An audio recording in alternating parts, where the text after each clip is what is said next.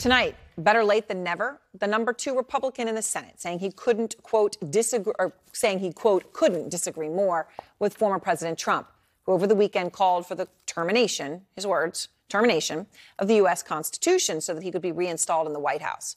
New Hampshire's Republican Governor Chris Sununu calling Trump's comment, quote, outrageous. Former Vice President Mike Pence not directly criticizing Trump, instead only saying that public servants should defend the Constitution.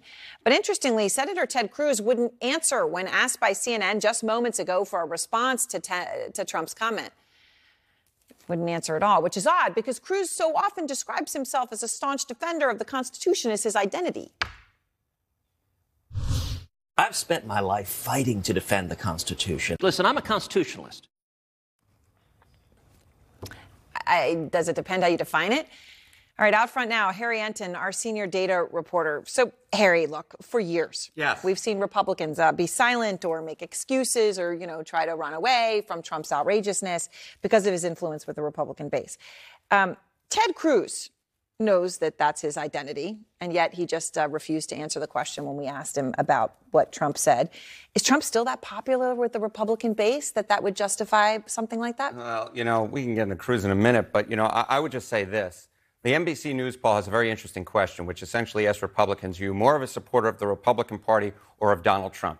Just before the 2020 election, more Republicans, in fact, said they were more of a supporter of Donald Trump than the Republican Party.